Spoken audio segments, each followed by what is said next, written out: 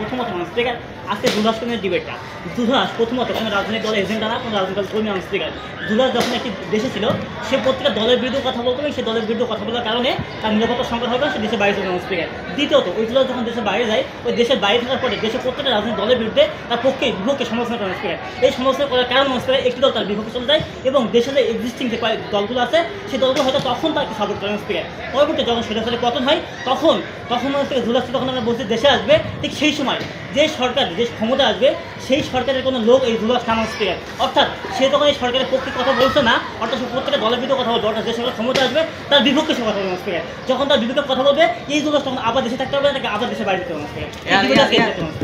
প্রথমত এই দুলাস যখন রাজনৈতিক দলের না, সে দেশে আসতে পারবে না। এই দিকে আমরা বলছি দুলাস দেশে বাইরে থাকবে, বাইরে থাকার ফলে সে প্রত্যেকটা দলের বিরুদ্ধে প্রত্যেকটা দলের পক্ষে বিপক্ষে সমর্থন করবে স্পিকার। ঠিক যেমন বাংলা সংস্কার আজকে একটি উদাহরণ দিয়ে তাদের পুরো যুক্তিপূর্ণ করানো স্পিকার।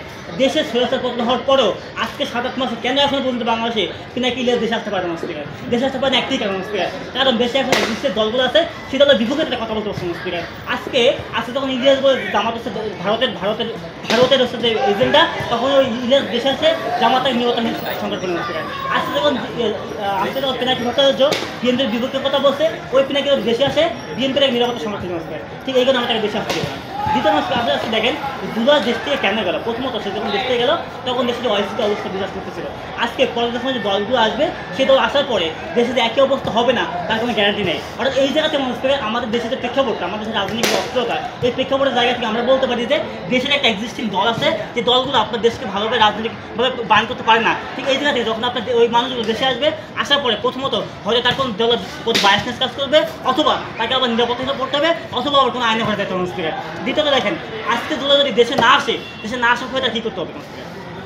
যদি না আসে যে দেশের বাইরে থাকার পরে ওই দেশে বসে যে রাজনৈতিক সচেতনতার ভিডিও তৈরি করে, কন্টেন্ট তৈরি করে কিছু প্রত্যেকটা মানুষের কাছে রাজনৈতিক সচেতন তার কাছে বোঝাতে পারবে। প্লাস তার ভিডিওগুলো দেশে যারা রাজনীতি করে, রাজনৈতিক সম্পর্কে জ্ঞান থাকে, তারা ভিডিওগুলো দেখতে পারবে। আজকে মানুষ দেখেন যখন পিনাকি পর্যন্ত স্বাস্থ্য সচেতন নিয়ে কথা বলে, ঠিক তার পরদিন স্বাস্থ্য নিয়ে কাজ করছিল মানুষ করে।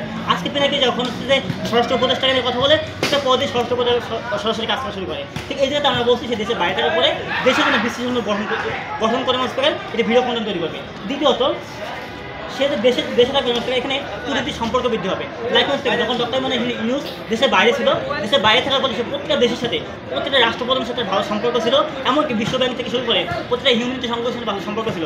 সেই জায়গা থেকে যখন যখন ক্ষমতা ধরছে, একটা দেশের দায়িত্ব গ্রহণ করছিল, এই জায়গা থেকে সে ওই সম্পর্কের কারণে সে বাইরে থাকার কারণে সম্পর্ক তৈরি করছিল, ওই সম্পর্ক বিল্ড আপ করার কারণে এখন দেশের জন্য কাজ করতে পারতেছে এবং দেশের প্রত্যেকটা মানুষের জন্য সে ওই দেশের থেকে বিভিন্ন সহায়তা সেবা নিয়ে আসতে পারতেছে। ঠিক এই জন্য আমরা বলছি যে আজকে যে মানুষের দেশ বাইরে আছে, যেমন জুলাই গণঅভ্যুত্থান সংস্কার যখন ইউএনের গাড়ি ব্যবহার করে ছাত্রজনকে হত্যা করা হয়েছিল, ঠিক তখন পিনাকি ভট্টাচার্য ইউএনের গাড়ির ছবিটা জাতিসংঘে পাঠানো হয়েছিল স্পিকার। ঠিক পরদিন জাতিসংঘ বাংলাদেশের বিপক্ষে অ্যাকশন গ্রহণ করে স্পিকার। ঠিক এই জায়গা থেকে আপনি যখন দেশে বাইরে থাকার পরে যখন কূটনীতিক সম্পর্ক উন্নয়ন করবেন এবং ওই দেশের মানুষগুলোর সাথে আপনার কানেক্টিভিটি তৈরি হবে, ওই দেশের মানুষের মাধ্যমে দেশে উন্নয়ন করতে পারবেন, তাদের দেশে কার্যক্রম করে দেশের রাজনীতি আমি ইমপ্রুভ করতে পারবেন।